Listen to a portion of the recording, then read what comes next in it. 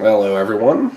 I just wanted to do a quick, review of the Taurus Model 608 up here for size comparison. This is a Ruger SP101 357 Magnum. Let's do a safety check. This is a 5-shot revolver.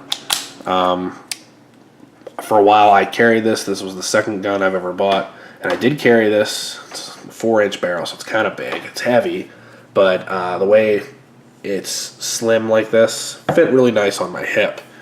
This one, however, I would not recommend carrying this. Like I said, this is the model 608 Taurus. 8 shots of 357 Magnum. That's rare that you see high caliber revolver have that many shots. You can see the 608 there. That's actually what drew me to this gun in the first place. It's used, obviously. You can see there's wear on the hammer and trigger burned up, just from general use.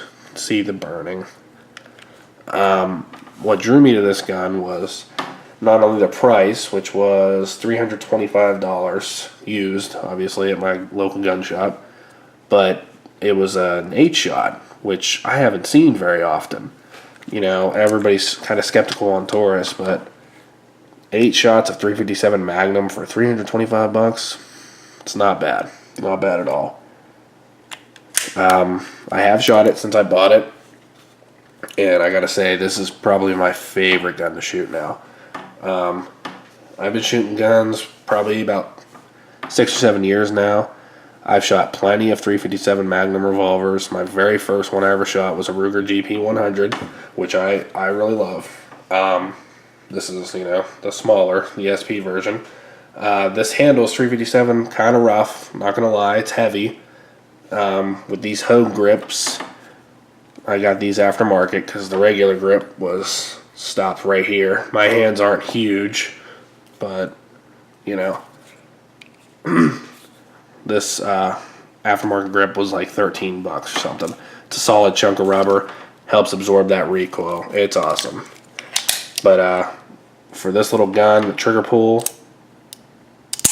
probably about 10 pounds, single action, much more manageable. Whereas this, I think this one's rated at like 7.5 or 8 for double. And it's a wider trigger.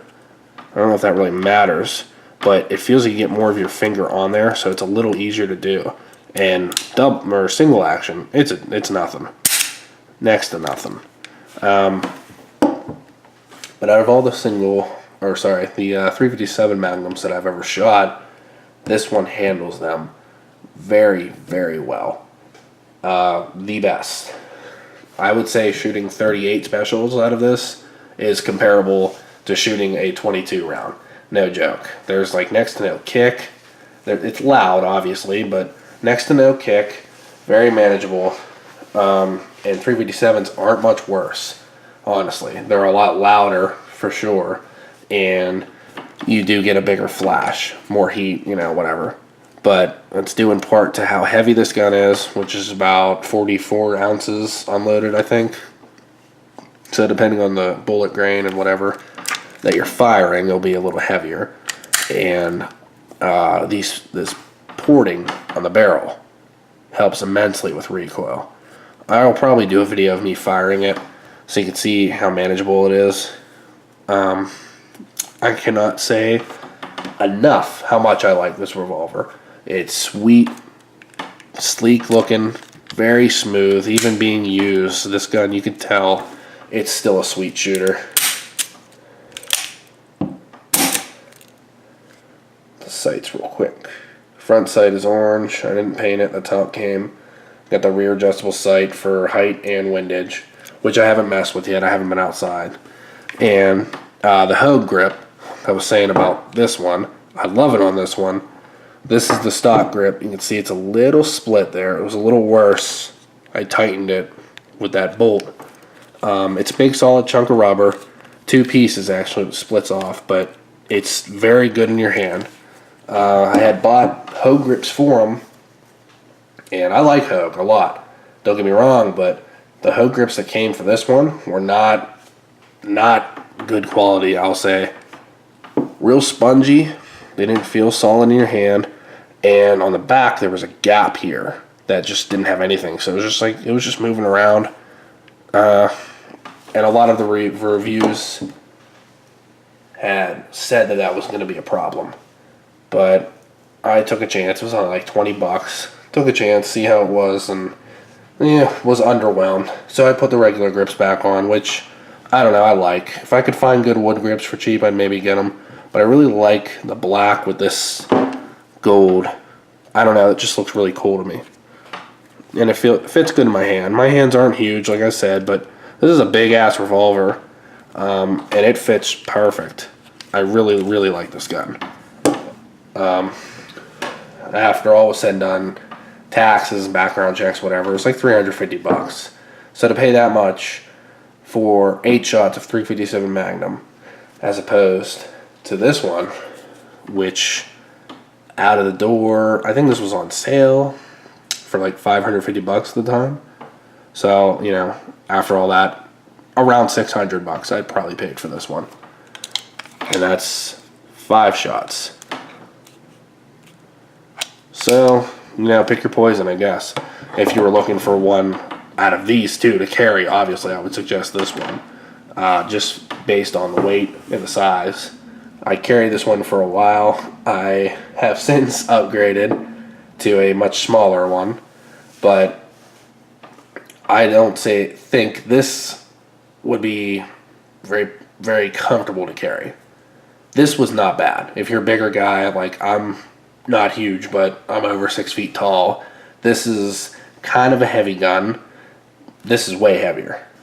Wearing this on my hip was quite comfortable, actually.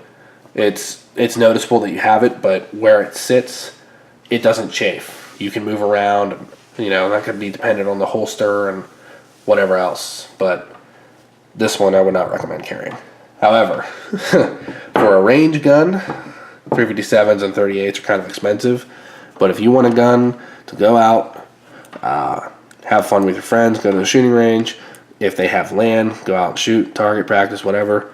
And you want to shoot a 357 Magnum, it's one of my favorite rounds. I love it. I cannot recommend this gun highly enough. If you ever get a chance to test fire one of these, try it out. If you get a chance to buy one after, absolutely. If you like it, buy it. I mean, I cannot be disappointed. I'm not disappointed at all with my purchase.